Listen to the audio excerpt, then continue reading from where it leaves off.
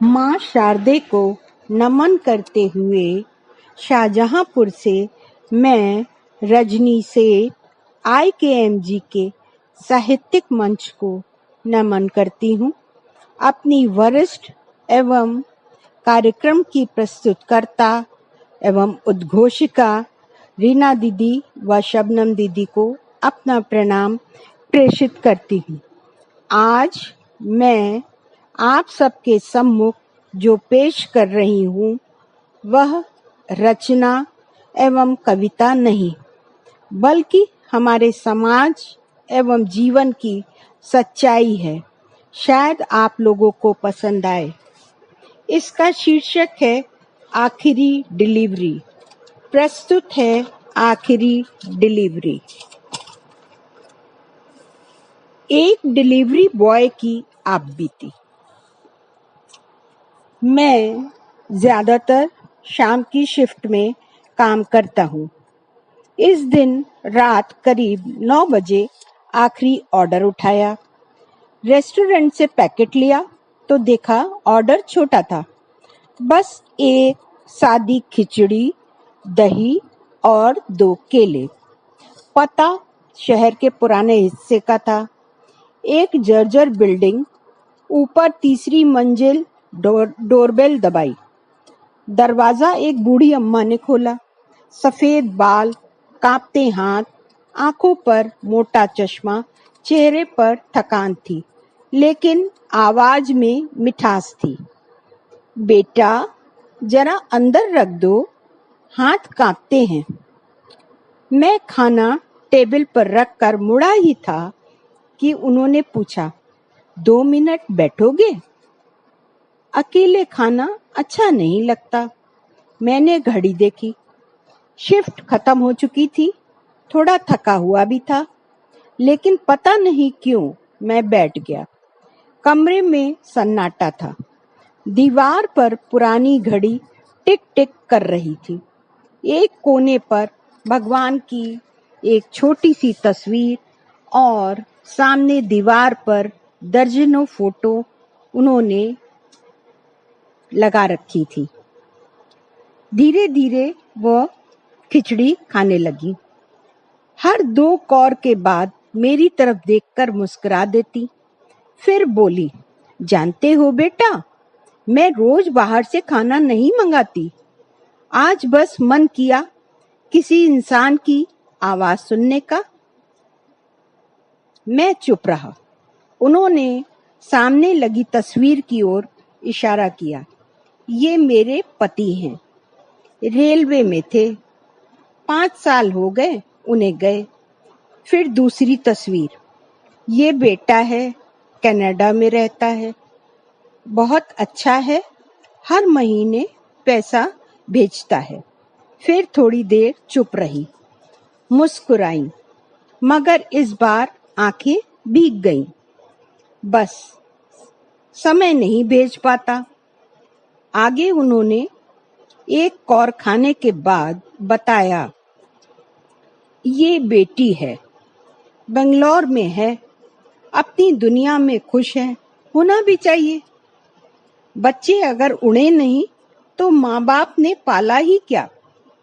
बोलते बोलते उनकी आवाज भर्रा गई, लेकिन चेहरे पर शिकायत नहीं थी, बस खालीपन था।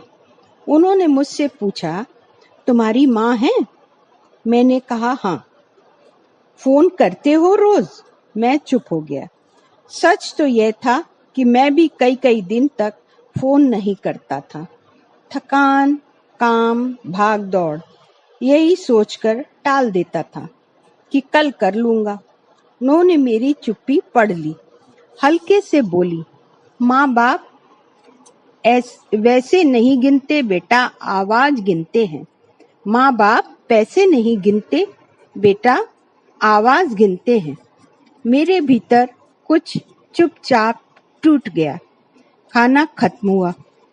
उन्होंने पानी पिया, फिर पर्स से 500 रुपए निकालकर मेरी तरफ बढ़ाए। ये टिप नहीं है बेटा, ये उस आधे घंटे की कीमत जिसमें तुमने मुझे अकेले नहीं खाने दिया। मैंने तुरंत मना किया, नहीं अम्मा, ये नहीं ले सकता। वे मुस्कुराईं, ले लो, आज तुमने खाना नहीं साथ पहुंचाया है। मैंने पैसे ले लिए, लेकिन जेब में नहीं रखे, पकड़े ही रहा। जाते जाते उन्होंने कहा, और हाँ, आज घर जाकर माँ को फोन जरूर करना। उस रात मैंने बिल्डिंग के नीचे बाइक स्टार्ट नहीं की, पहले माँ को फोन लगाया। उधर से आवाज आई, आज अचानक सब ठीक तो है? बस इतना सुनते ही मेरा गला भर आया। मैंने कहा, हाँ माँ, बस आपकी आवाज सुननी थी।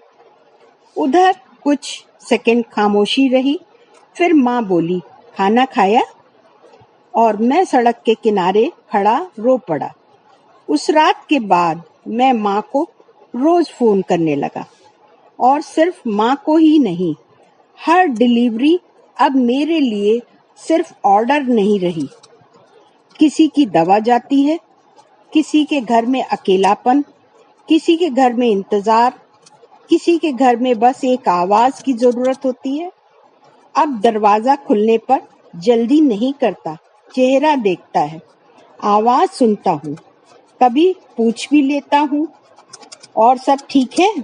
ज्यादातर लोग हाँ कहते हैं, कुछ लोग मुस्कुरा देते हैं, और कुछ चेहरे यह बता देते हैं कि उन्होंने पूरे दिन किसी से बात नहीं की। 2 महीने बाद उसी पते पर फिर ऑर्डर आया। मैं भागकर गया। दरवाजा किसी और ने खोला। पड़ोस वाली आंटी थी। धीरे से बोली, अम्मा पिछले हफ्ते चली गई। कुछ सेकंड मैं दरवाजे पर खड़ा रहा। हाथ खाली थे, लेकिन भीतर कुछ भारी गिर चुका था। उन्होंने अंदर से एक छोटा लिफाफा ला कर दिया। तुम्हारे लिए छोड़ गई थी। हाथ कांपते हुए खोला। अंदर 500 रुपए थे और एक छोटी सी पर्ची।